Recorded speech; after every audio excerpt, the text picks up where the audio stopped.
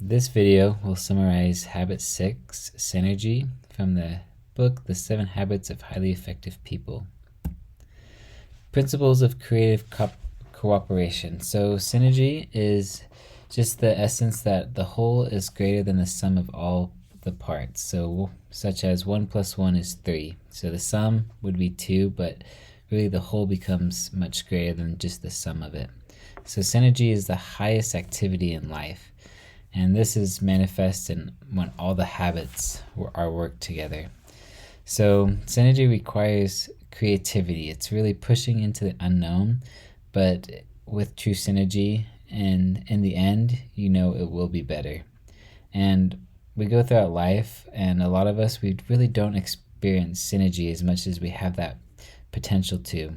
Occasionally you'll sense it or experience it when you like working with a team that just works together flawlessly and comes up with great ideas, and you guys all just work together and you can kind of just feel that synergy. So synergy in the classroom. So if teachers and students can really form bonds of trust and desire for something more than merely learning the subject, that's where true synergy can happen.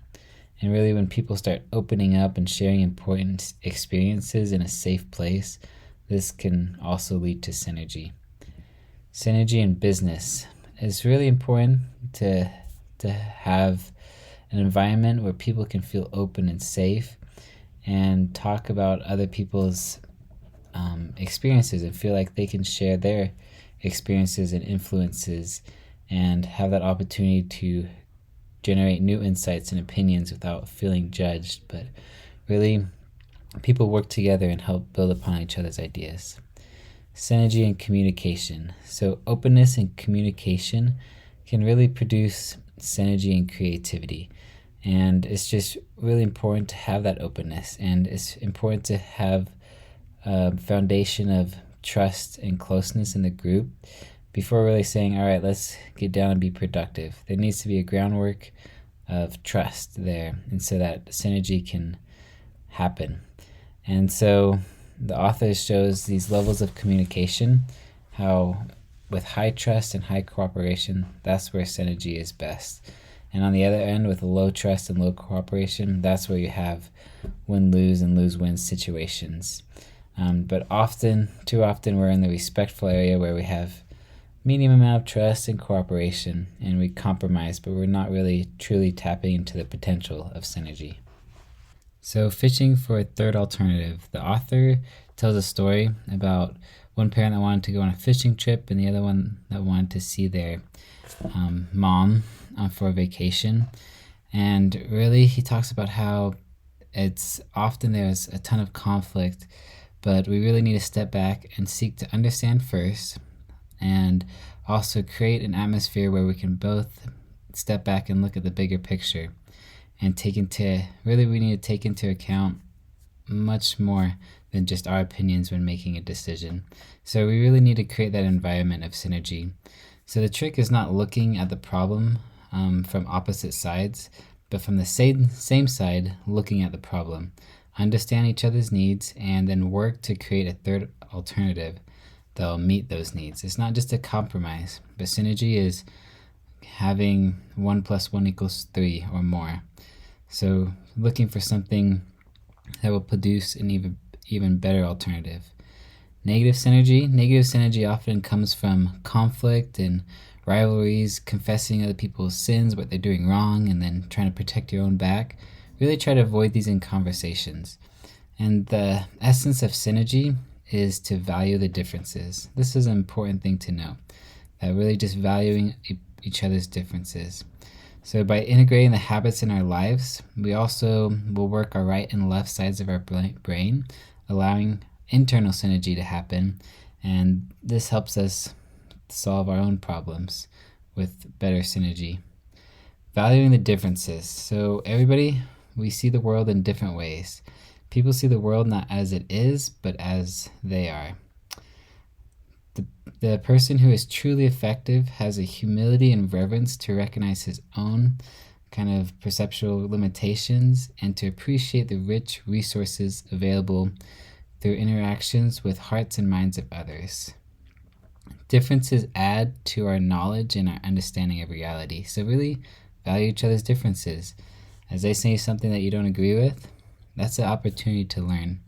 And always remember, there's almost always a third alternative.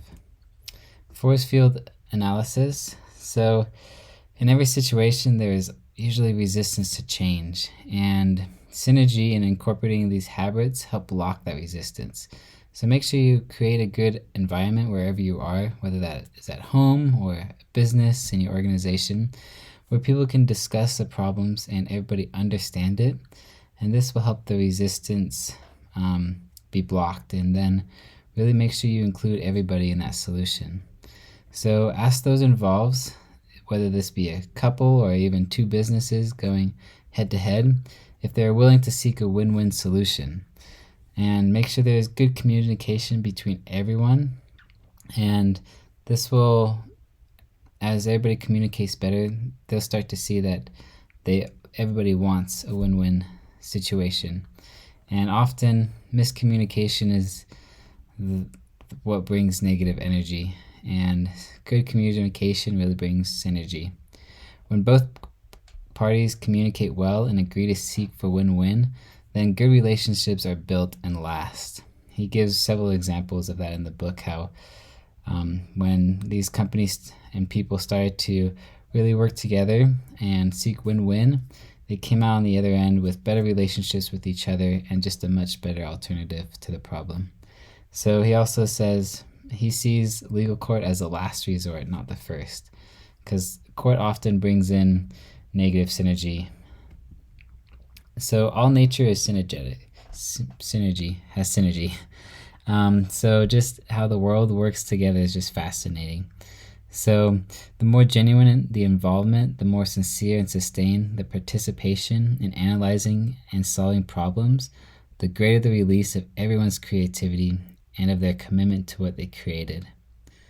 So just really working to create synergy just makes it really better for everyone. And you don't always have control of everything in life, right? There's so much you can't control, as we talked about in earlier chapter summaries, but synergy, especially within yourself, is in your control. You can work with your creative and analytical side to help you solve problems. And a lot with working out conflicts with other people, a lot of those situations is in your control to create an environment where people can feel open to share and seek to understand.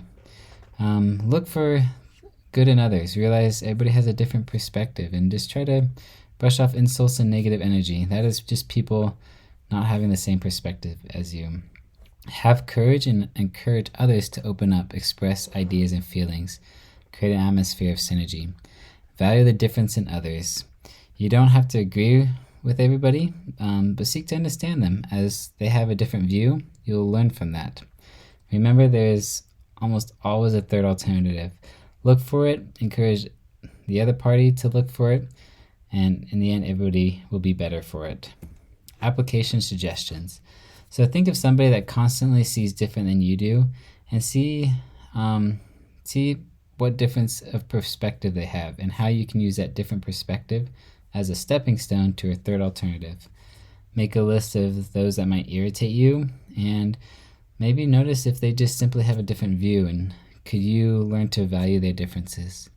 Think of a situation where you want greater teamwork, and what conditions are needed for synergy, and how can you create those conditions? What is in your control that you can create an environment where synergy can thrive? Next time you're in a disagreement, address their concerns, seek to understand in a creative and mutually beneficial way. Thanks for watching.